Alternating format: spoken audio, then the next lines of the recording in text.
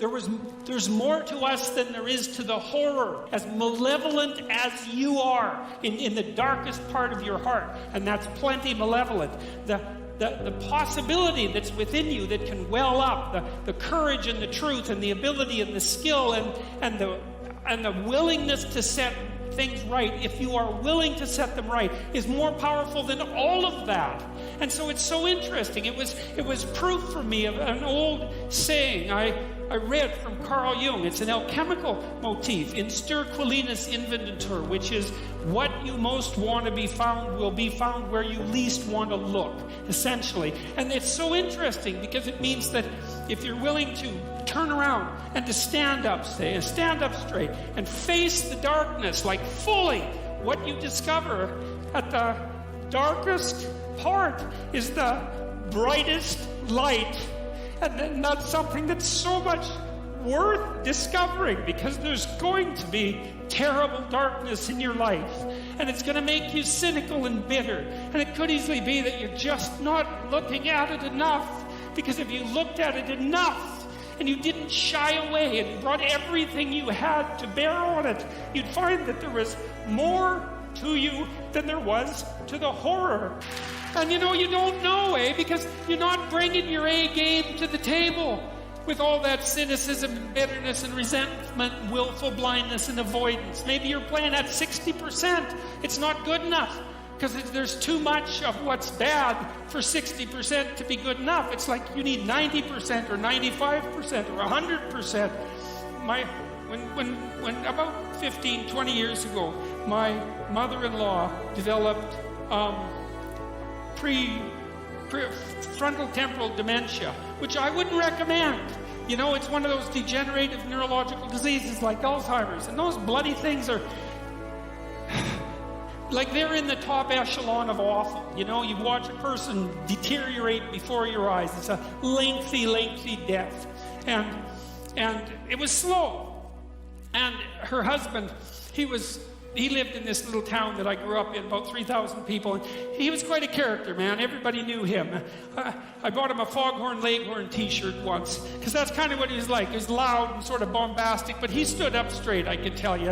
And he played the fool a little bit, mostly for the amusement of people, but he was no damn fool. And I always admired him and liked him. And the feeling was mutual, thank God, since I married his daughter. And, he drank a lot with his crazy friends up in northern Alberta. And he wasn't at home a lot because he was working a lot. And he was kind of a party animal about town, but a good businessman and a good man. And then his wife got sick, and they moved to another town. And, he took care of her for like 15 years. It was unbelievable. As she deteriorated, and she got more desperate to have him around. Her love for him never went away. Even as she lost herself almost completely, she would always light up when he came into the room, and he took care of her right till within weeks of her death. He had to finally put her in an old folks home because he was no longer strong enough to lift her up from the chair.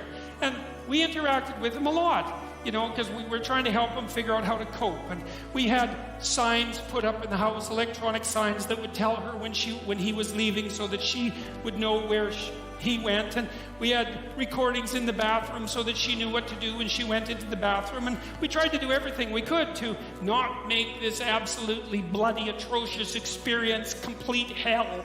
And he participated the whole way, and it was really something to see. It was really it left me with a tremendous sense of admiration for him, but not just for him, but for people who can do that. And if there was a new decline, he took it on, and he didn't complain about it. He tried to do what he could, and like it was no picnic, don't get me wrong, but it wasn't hell.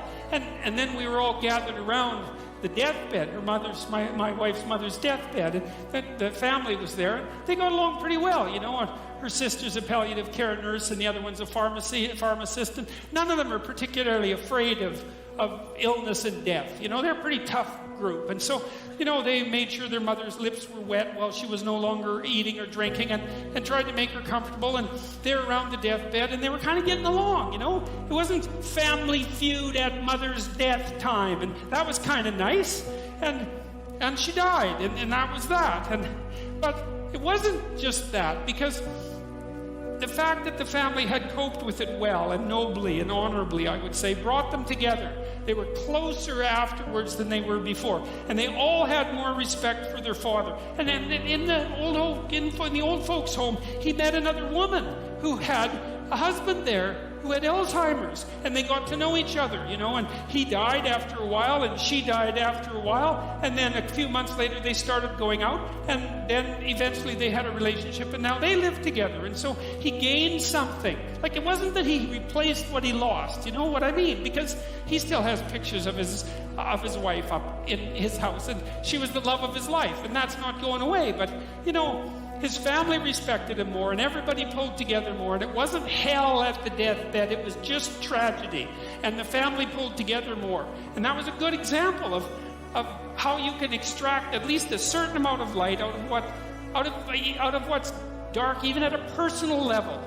And it's worth asking yourself. It's like, drop what you're doing that's foolish, that you know is foolish, and pick an aim that's worthwhile, to make things better for yourself, like you're worth taking care of, like you're worth something, and to surround yourself with people who believe the same, and who are rejoicing in your accomplishments and unhappy when you fail, right? And you're comparing yourself to your accomplishments of yesterday and not to someone else's today, so that you're not jealous and bitter. And you put your own house in order so that you're not cursing the world when some of its disarray might be your fault. And you're trying to pursue something meaningful, and you're doing your best to tell the truth, and all of that.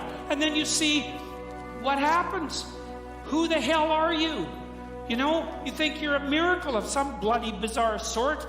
We've been around for 3.5 billion years. Every single one of your relatives propagated successfully. And here you are, against all possible odds, in this world of hell in some sense, and bitterness and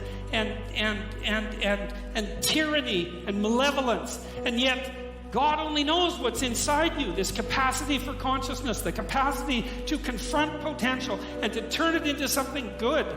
That's us, man. That's the Western story. That's the individual as the cornerstone of the state. That's our responsibility, and it really is who we are. And so we need to know that, and we need to remember it, and we need to act it out. And then maybe we can see what we can do about it, and see how good we can make things. And maybe that would be the purpose of your damn life, right? Not to be happy. It's like, there's problems to be solved. Be happy after you solve the goddamn things, right?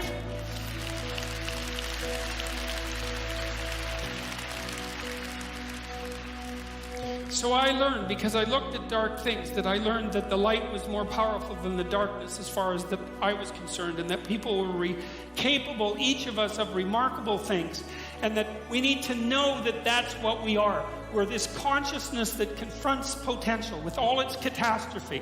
That's what we are. That's what makes us in the image of God. That's what gives us our intrinsic value. And that idea that we have intrinsic value, that's the bedrock presupposition of our state. We're going to question that, or we're going to live it out. Better to live it out. Find out who you are. Thank you very much.